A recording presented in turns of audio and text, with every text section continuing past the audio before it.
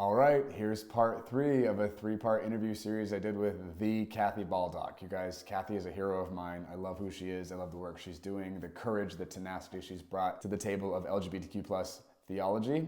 I hope you enjoyed this conversation as much as I have. Let's get into it. I know you have lots of conversations and you do some social media advocacy work in all the different spaces that you've had conversations, specifically with evangelical Christians. What do you tend to run into when you're working with Christians who are non-affirming in this space? What kind of things do you find get in the way more often than other things in that conversation? There's one kind of person I won't engage with because the learning curve is just too high.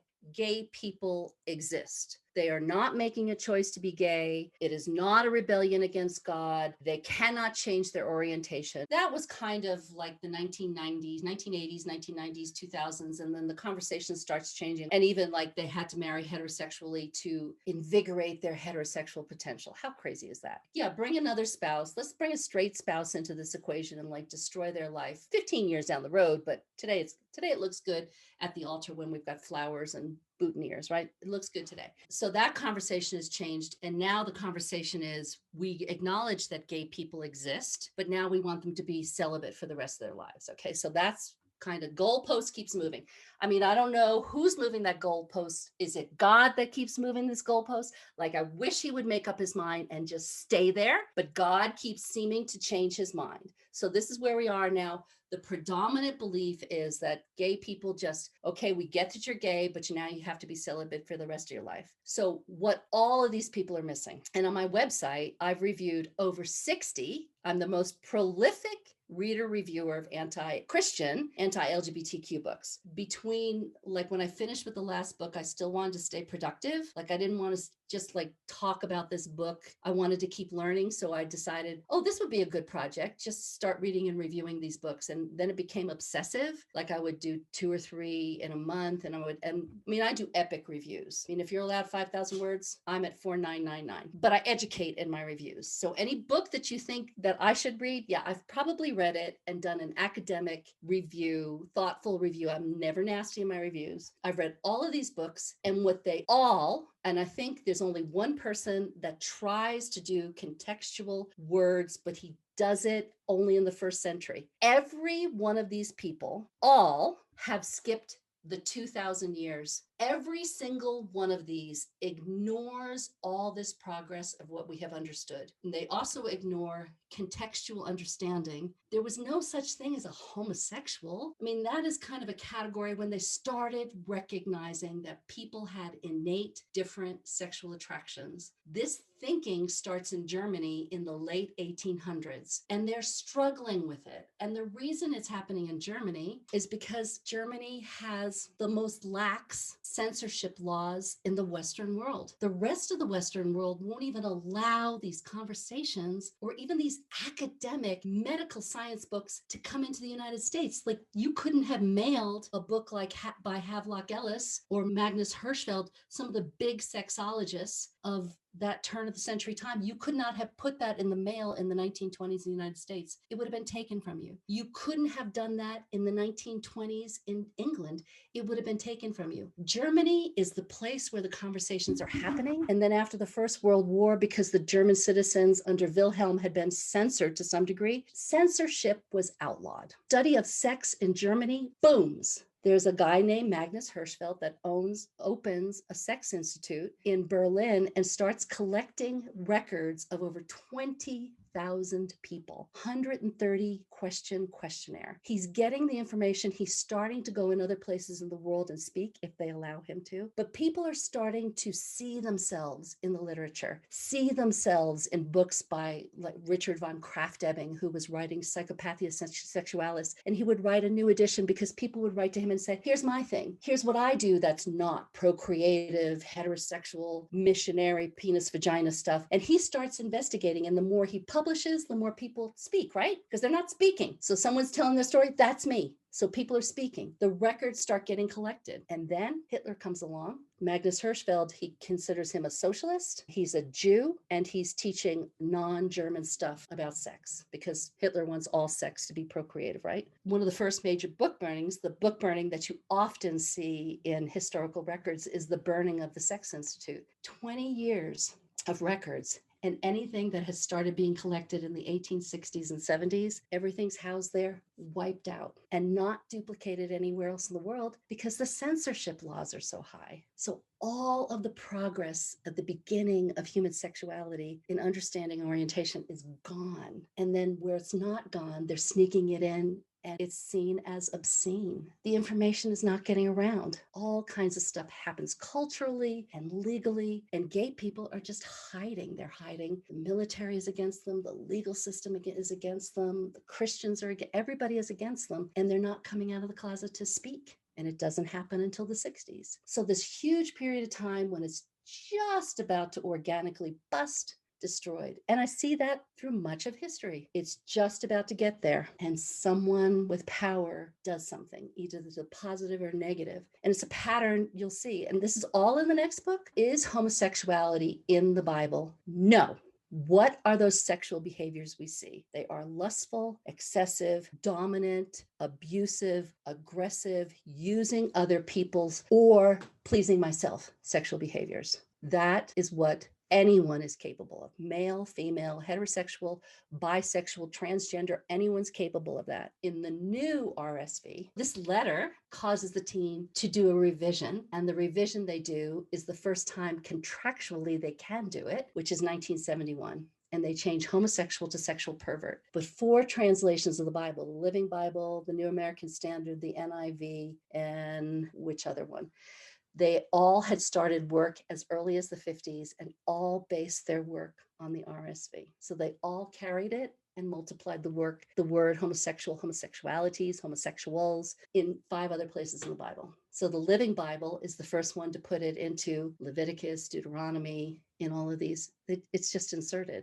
The RSV corrects it in 1971 to sexual perverts, and the new edition of the RSV has come out. Then there was an NRSV, and I think 81 or 82. But the new one is the NRSV, the new revised version, small u, small e, updated edition. The digital copy is out already. The paper copy will be out this spring, I think. And that says male prostitute, which is pretty accurate. It doesn't play in this world, but someone who prostitutes themselves for sex, someone who lets others use them for sex. And then the other one is men who participate in illicit sex. The word homosexual is gone. Men who participate in illicit sex, newsflash, can be heterosexual men. And there are lots of people that are very upset that homosexual has been taken out of the revised standard version because, let's turn to 1 Corinthians 6 and the word isn't there. And so what I'm hoping happens is when we bring this to light, people will see that they have let their ideology guide their Bible translations and that we can get back to Orthodox Christianity, traditional views of these verses, and correct the error. And since it's only 60 years old, that can be corrected,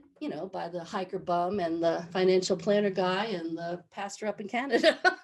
That's a pretty lofty goal. It's the truth. One thing I want to ask you about when it comes to your reviews of all these other books out there, these non-affirming theology books, I'm curious, why do they keep writing more books of this? Is there anything new coming out in what they're sharing in terms of their findings? Most people that are writing them now are combining it up with their stories. And I'm not even going to give you the most popular titles because I just don't want to promote. You can find reviews. There's a few that might be popular amongst the Bethel community that I haven't reviewed yet because I've decided reviews take me 3 to 4 days. I'm an incredibly fast reader, but I also am very precise in my writing because I choose to educate. And so I have a stack of 12 books, which are purchased already, which I haven't gotten to. And as soon as the book goes into edits, I'll be back to a job I love to do, which is review books. Most of them tell their stories. So it's really hard to refute someone's story. You were convinced you needed to be celibate and could be gay and be celibate. I mean, you weren't talking about it, but that is a pattern I see. This is what God expects of me out of really sloppy theology. They take the sloppy theology and they apply it to their life because they want to please God. But some of them are coming up with new language. Some of them say, for a while there in the 2010s, it was the opposite of homosexuality is not heterosexuality, it's holy sexuality. I mean, come on. And then one of the most prolific speakers, Christopher Yuan, he's come up with totally new language. He is a gay man. He doesn't want to say that. He'll say he's same-sex attracted. He is a celibate gay man. And he's been walking, my review of his 2 books, I think, are really noteworthy. They're very good. He has now changed the language to say, I don't want to see it that there's heterosexuals and homosexuals. I want to see that there's married and unmarried. That's the way he can split it now. Married people are expected to behave this way. All unmarried people, including gays, are expected to be this way. But when we keep seeing goalposts change, ideology change, God's expectations change, it's really because what they suggested, version 1.0 didn't work, version 2.0 doesn't work, version 3.0 doesn't work, but a lot of these writers will find their new identity and reputation and speaking engagements in this identity, right? So they will always find a church to speak to because churches don't understand this issue. We get that you're gay, we just don't want you to have sex. So these speakers, and I've often heard a book is, the most expensive calling card, business card you'll ever have. It gets them in the conversation. I have not had any of them directly try to refute what I'm saying about these books. The typical stance is they just block me everywhere they possibly can because it's really hard to refute historical context. It's really hard when you know the people that started the reparative change movement, and you've met Yvette. Yvette Cantu Schneider works for me, and she's part of the Canyon Walker team, and she is one of the 5 main voices in the documentary Pray Away. She was a policy analyst at Family Research Council doing anti-gay things for 9 years, and then she was the head of women's ministries at Exodus for 2 years. And she was saying she was changed. She was no longer lesbian. She's bisexual. She lived that life for 15 years. A lot of people will say, because this is now, I'm such a worm because I'm a gay person, but here's how I can be righteous and acceptable to God is to speak this way. This is now how I can find my voice, and how I can be acceptable is to keep this line. There's some that will never come out. They're gay. You don't change your orientation. If you're bi, then that's something different. But if you're gay, you're gay. I'm straight. I mean, that's not going to change. I have multitudes more gay friends than I do straight friends. I spend most of my time with gay people, and here I am. God's not changing me. What I find is they are not engaging theology honestly. They're saying the same things they've always said, but they move the goalpost on celibacy, and they ignore 2,000 years of history. Common. I could write the review probably from listening to a half-hour interview with them because I know what they're doing. They're doing the same thing all the time. So at some point, you're going to have to write a book. Give it 2 or 3 years till you know more. You're going to write a book. I'll write the foreword for you. Oh, thank you. I'm glad this is recorded. Yeah. All right, the forward. To those that are listening, I know this is a lot of information, but it takes solid facts and relationship to override the wrong damage that's been done. And if you allow yourself to get into a situation like I did in 2006, a room full of gay Christians, so I was in LA this weekend. And I went to the church. I sent you a text message from there to New Abbey. And one of your friends, former person at Bethel, was the worship leader. And so they break up into discussion groups for 5 minutes, 2 different times. And they also asked for good news of the week. And this gentleman sitting right in front of Yvette and I, Jaime, he stood up and he said, I came out this week. He's probably in his late 40s, maybe early 50s. And he said, it's my coming out birthday. I came out this week. And, people saying, happy coming out day to you. They sang to him. And then during the discussion time, who sticks to the topic? So I tapped him on the shoulder and I said to him, have you watched Pray Away? And he said, yes. And I said, Yvette's in Pray Away right here. She worked in reparative therapy for all those years. Oh, you were that woman. So we start talking. And so I said to him, what was it? Because he stayed closeted. He was a pastor of a big church nearby. I said, what was it that convinced you to finally come out? Because he'd been married for 15 years and he was closeted. And he said, someone invited him to an LGBTQ church. And when he saw the Spirit of God there, he could no longer deny it. And he, like a lot of people we know, including yourself, resisted reading affirming theology because they thought they were betraying God or committing adultery on God. Jaime said, he wouldn't read the books. But when he got into an atmosphere of gay Christians, he couldn't believe it. Like, how did you feel when you went to TRP? Yeah, it was wild. It was a lot of feelings. It was shocking. It was like, what the? Because I mean, I was also surprised at how many straight people were there wanting to be part of this conversation and do work in this space. I was like, what am I looking at? This is wild. And yeah, during worship, yeah, it was amazing. It was profound. It's one of those things. You're like, yeah, this is, people talk about the gay conversation like this stuff doesn't happen, like this doesn't exist, yet I'm standing in this room right now. Like, what? There's such a dissonance, you know? Yeah, it was profound. I hope that people that are like me have the courage to, you're not stepping out on God when you go and make sure that you're loving or hating appropriately. What you define as love, I would probably look at and say it's a pretty hateful, arrogant attitude. The information is there and it's unbelievably easily accessible. No one has to see you picking up Walking the Bridges Canyon and sitting on campus and reading this heretical book. Get it on Kindle or just watch a 5-hour video, right? Or have conversations, but be willing to listen. Be willing to be wrong. I can guarantee you, if you've walked in this bubble for any amount of time, you are not informed. You do not have the latest of what affirming theology is. You do not know. And until you start going down this path and figuring it out, then do a lot of listening and be humble. What is compelling people to continue to fight for silencing, discriminating against, marginalizing the queer community in the theology conversation? What do you think is driving them, right? If there's so much evidence and so much opportunity for them to change their mind, where is this coming from? Or are there multiple sources you've seen in your research with just everything you've looked at? What are some culprits you're seeing that's causing them to be driven this way? Two disconnected things. If a pastor figures out that they might have this wrong and they start going down an affirming path, and pastors lead, we lead from pulpits. If they start going down an affirming path and even try in privacy to speak to their board of elders or whatever, and they say, can we look at this together? Word will get out. I mean, so there's no way that's going to happen. It's going to get out into the community. These churches that they've built that employ 6 pastors, all this, like they may be responsible for 20 other families' income. If a pastor that has been going down this path any amount of time and teaching anti-gay theology switches, even thoughtfully, they're probably going to lose 40% of their congregation within 2 to 3 months and 50% of their money givers. It's a big risk. And some pastors, they might imagine being able to do it to themselves, but they also feel responsible for these other 20 families, right? So that's one thing. And then just the scorn they will have to take for changing their mind from people that respected them and will say all kinds of stuff to them. That's one thing.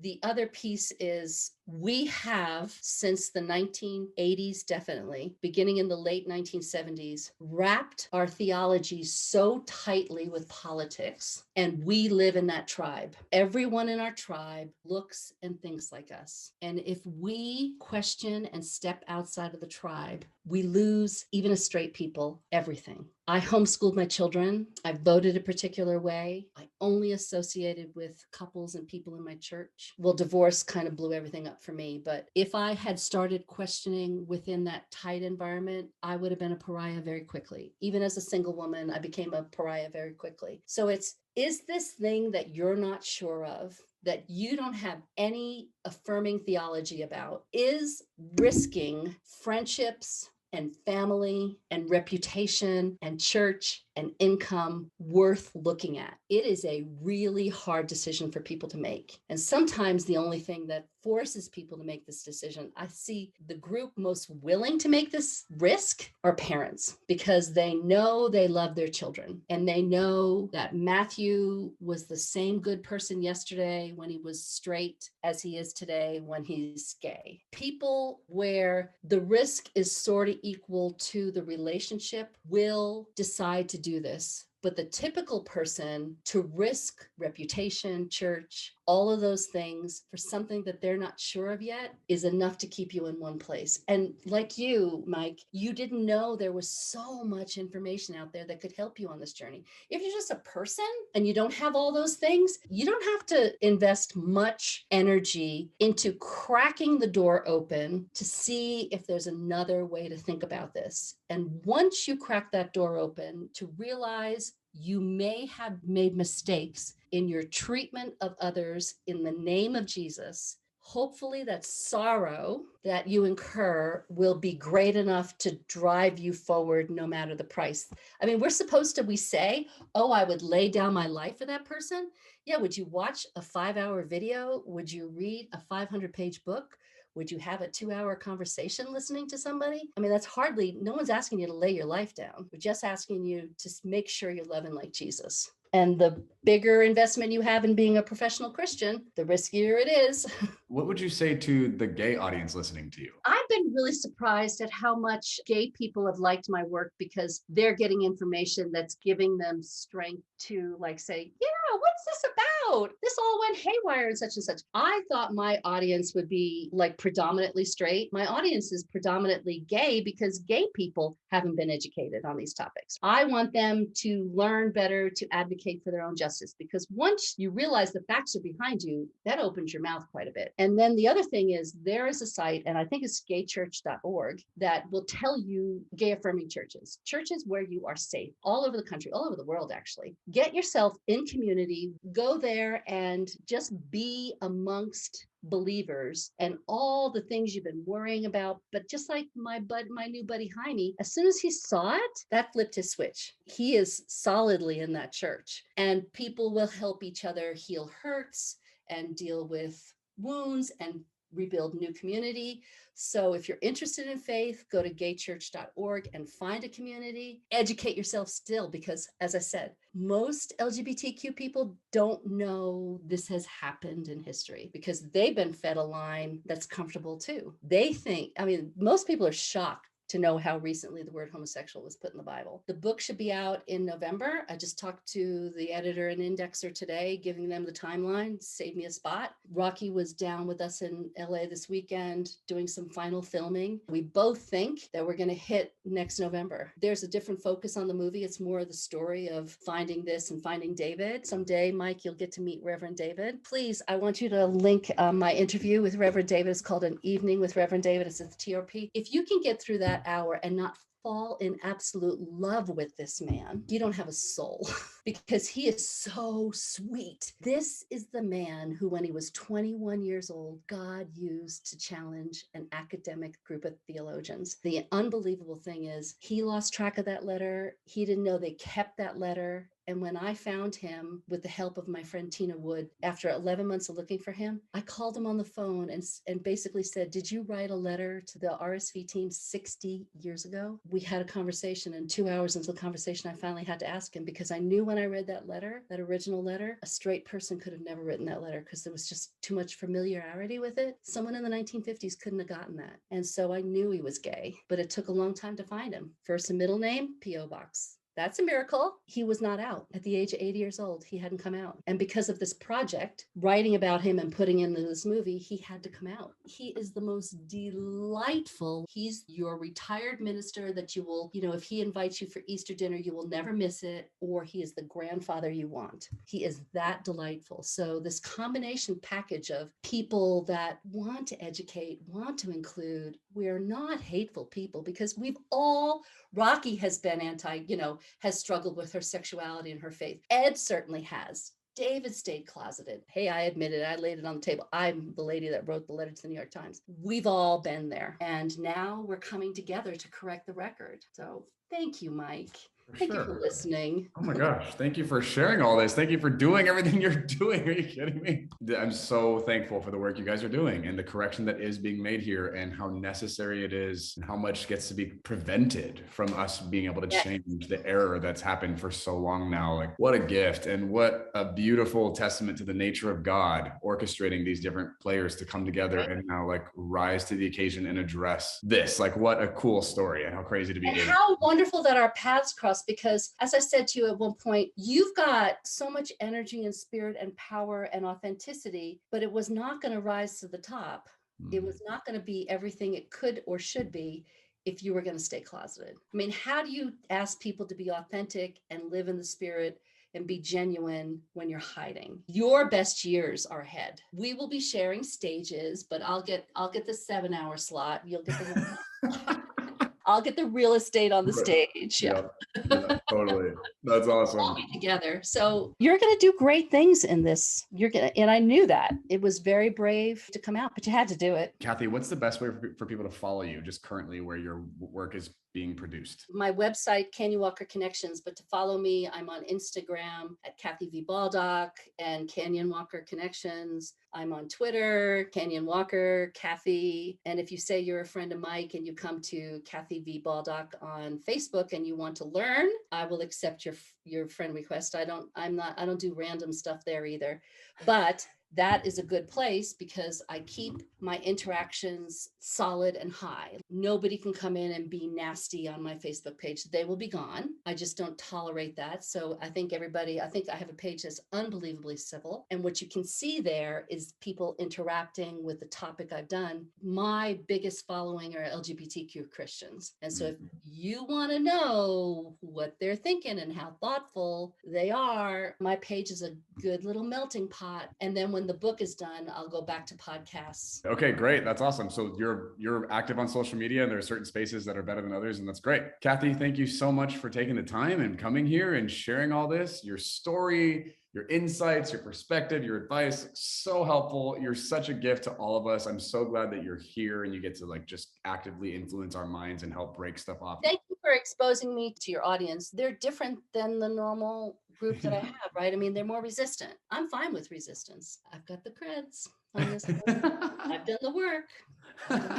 And you know how bad I was, so I know the other side. I'm so excited for just what the next 10, 20, 30 years are going to look like. Oh my gosh, what are we going to do to this world, you know? I expect the LGBTQ community to show the church what love and mercy look like again, because we lost it. Thank you, Kathy. You guys, you'll have all the access to those links and details in the description of this episode, so feel free to go there for more information. Well, there you have it. The amazing Kathy Baldock. What a treasure and gift these conversations have been.